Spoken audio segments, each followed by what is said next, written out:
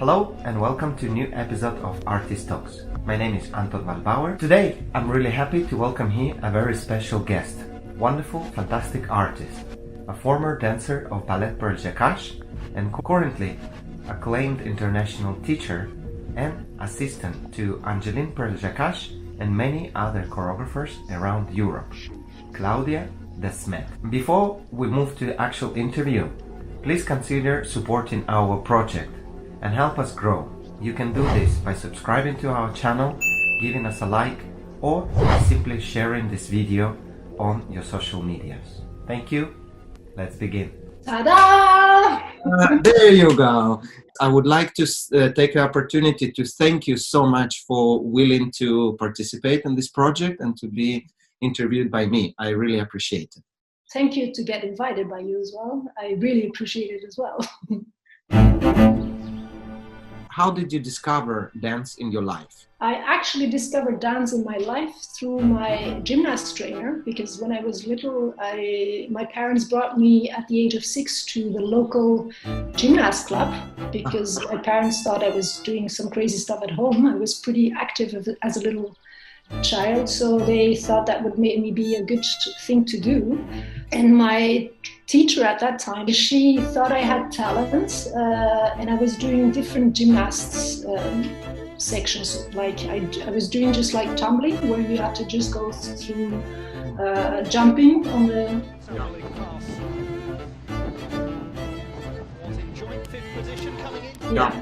doing flips, stuff like that, like on a straight line. Then I also did like some partnering gymnastic, because I was a little one, so I was thrown up. Of course, it started off pretty easy going.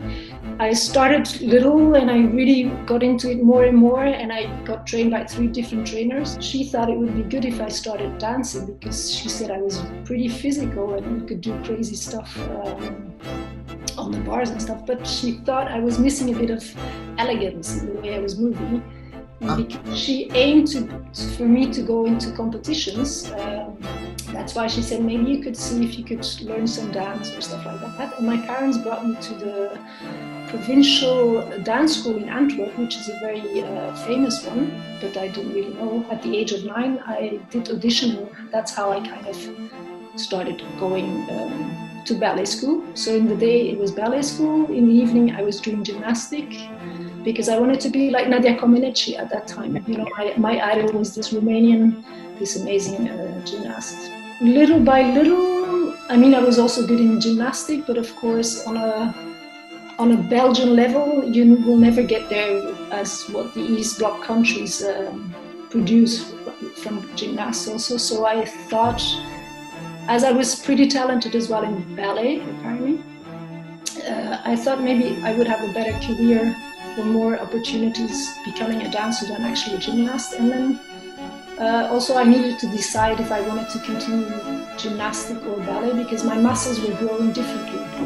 At the ballet school it was pretty classical, focused pretty classical. Of course we had some contemporary and jazz stuff like that as well, but I was mostly trained as a classical ballerina kind of.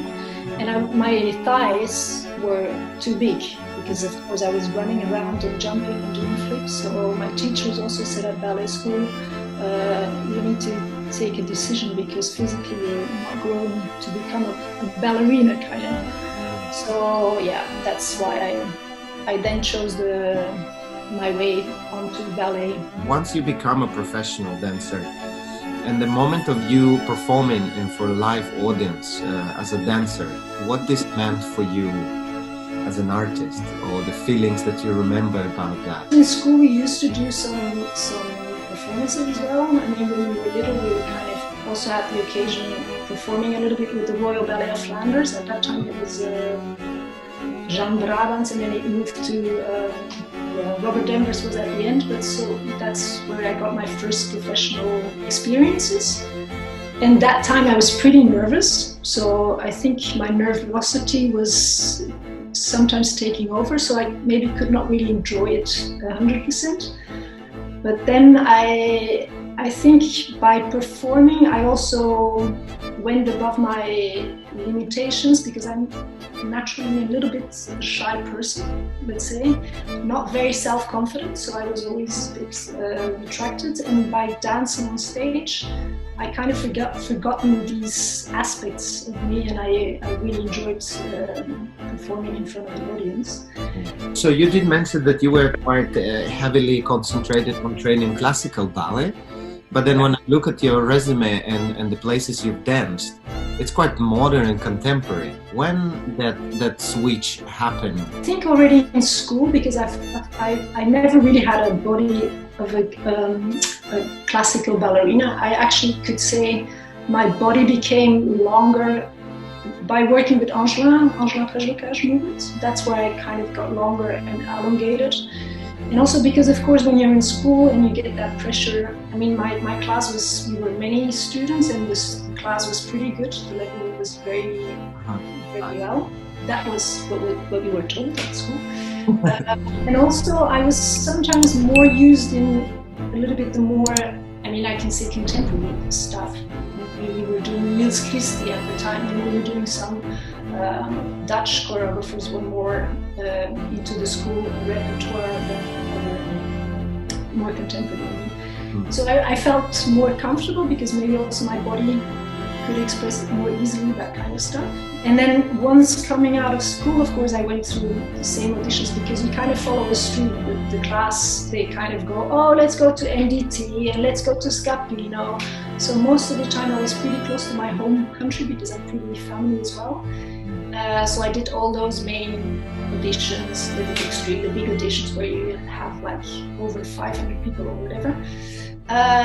So I wasn't really having any success because there was, of course, so many people. And finishing school, I then decided, because I didn't get a job straight away, I decided to continue studying to become a teacher, a dance teacher. And at the same time, the director of the school, Aimé de Lumière, also had his company where he was doing more contemporary stuff. And so that's how I kind of follow that stream of contemporary. Also because I was well aware that I was never going to be a typical elongated ballerina. So then I said, let's go for contemporary stuff.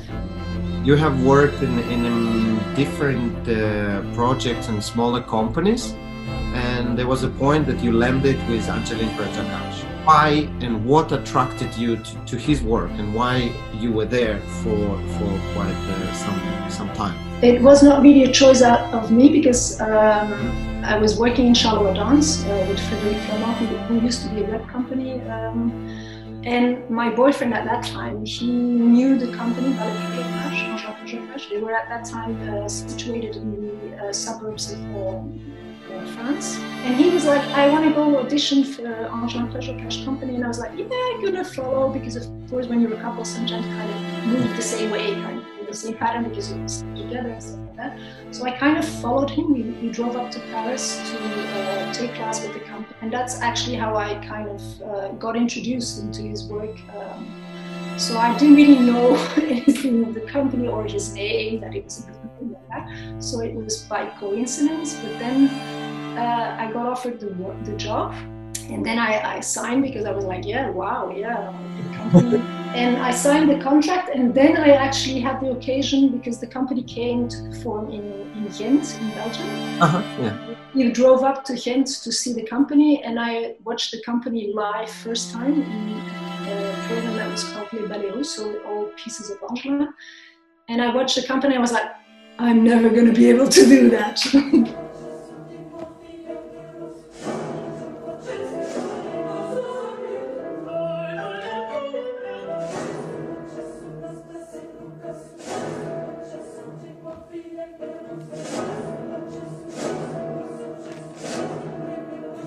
So I was really surprised. I mean, the level, the power, the dancers, the quality, the unison, the speed. I mean, it was really, I was on my ass, let's say. So.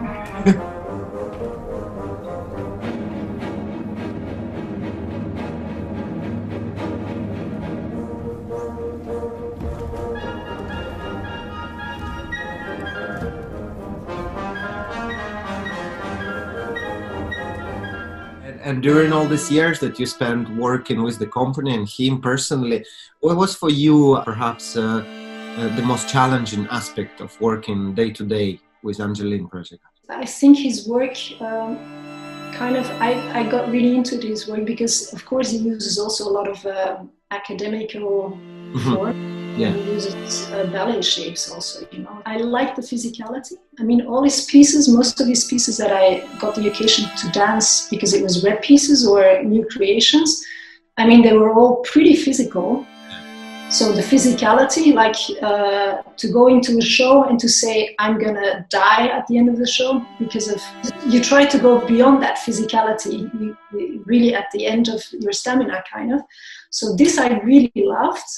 Then of course you had different kind of pieces. You had pieces like storytelling ballets like Romeo and Juliet or other stuff, or then maybe more abstract stuff, so that you had the variety to also put in some feelings or to really go for the movement and the physicality.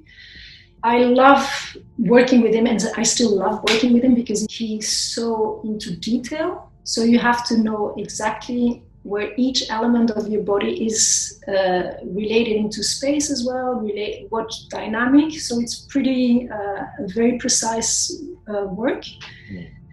And then I love to hear him talk. Sometimes he doesn't talk enough when he's, for instance, in creations, or because he has ideas and he needs to see stuff and he's limited in time as well. So, but when then you hear him talk about work, he's so, he's my dad of dance, kind of, you know. I think I am there because of him, you know, because he gave me everything I needed. He nourished me in any sense. So that kind of stuff, yeah. One piece that I want to ask you about is Annonciation. And I know you were quite involved in this work as a dancer and later as bringing it to a new generation of dancers. What this work means for you? I can say it belongs to me, kind of,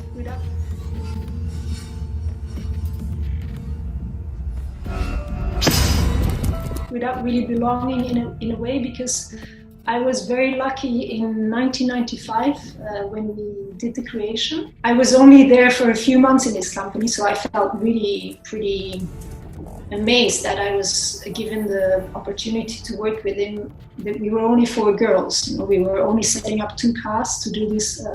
It was so special because this piece, it's so precious, and it was created in such short time. In like 3 weeks time, he kind of gave birth to this little baby, and of course it also relates to birth and stuff like that. So for that, it's really very close to my heart, and it is always close to my heart. And then of course being able to perform it so often as well, which really made that we could, together with Julie Bourg, who used to be my partner in crime, let's say. And then of course the step that comes to restage it. Last years it has been sold for many different companies, so restaging it.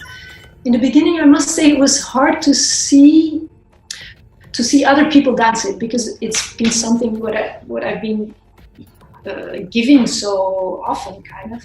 So I had a hard time to get back to it.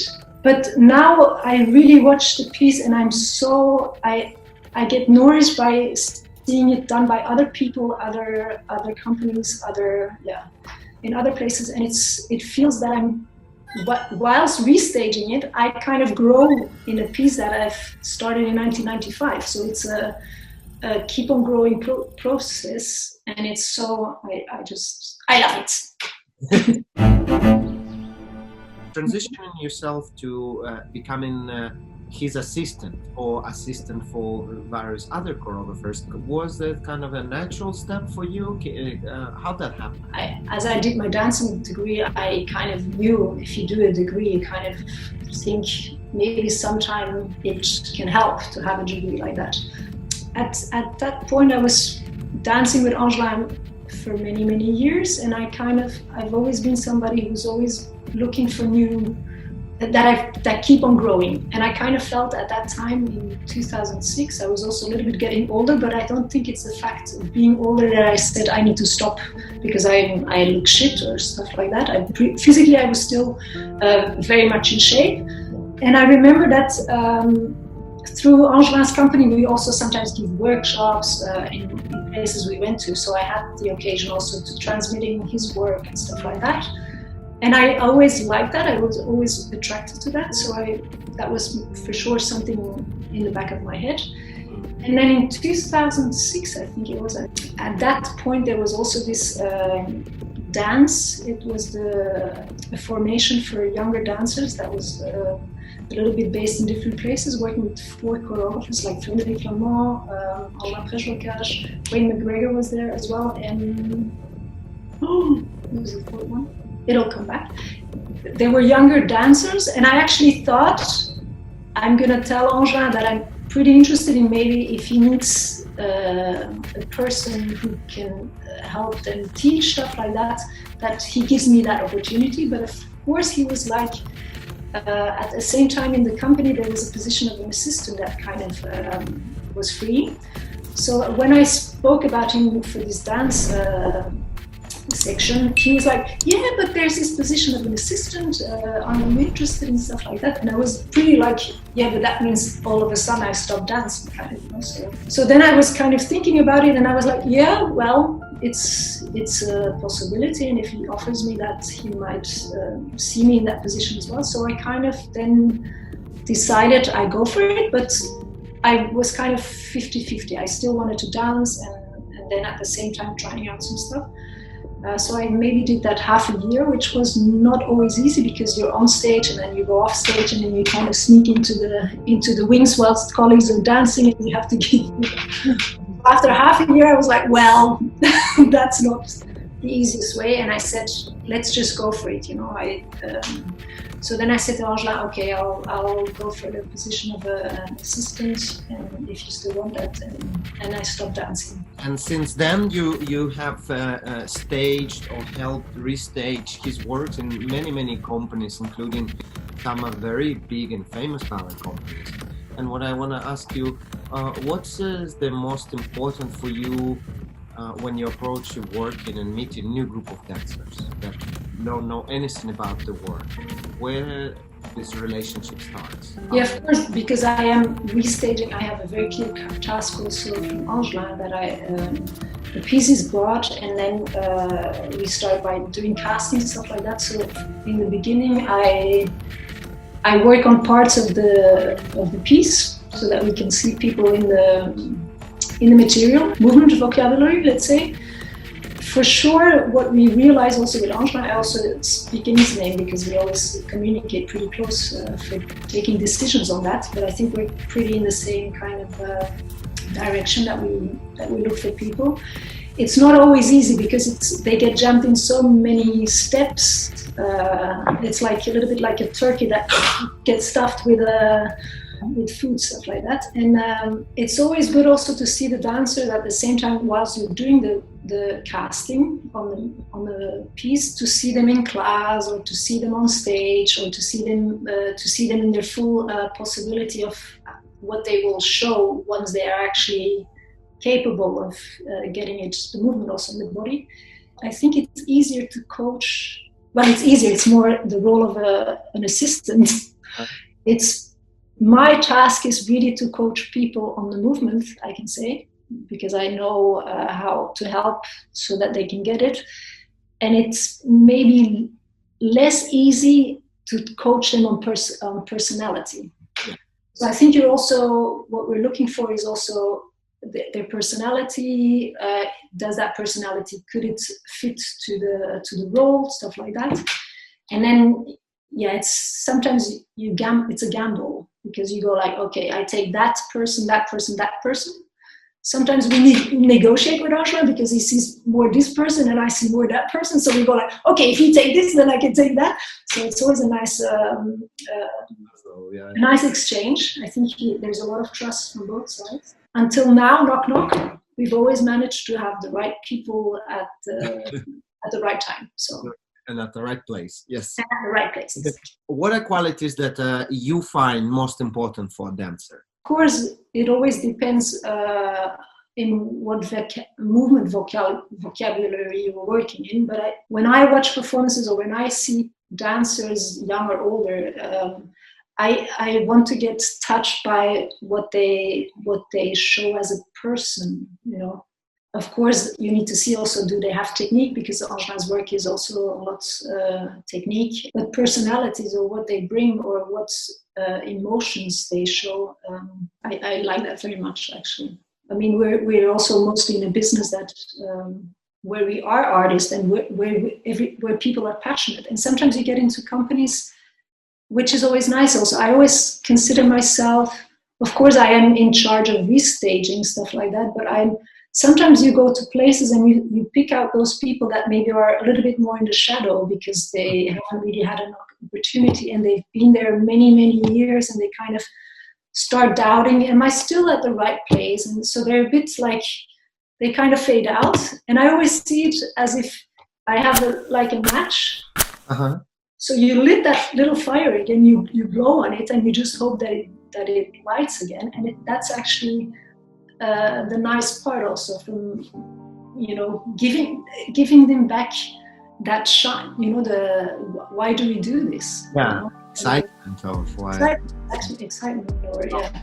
Because you have this quite a lot of experience working with, let's say, younger dancers, and even if they're not younger, to you, they are always like new into the work that it's so familiar for you. Mm-hmm. So if I put myself in your position, they are always young for you because they don't know. It's always new. They're my babies, kind of. Yeah, exactly. And what would be advice to those young dancers?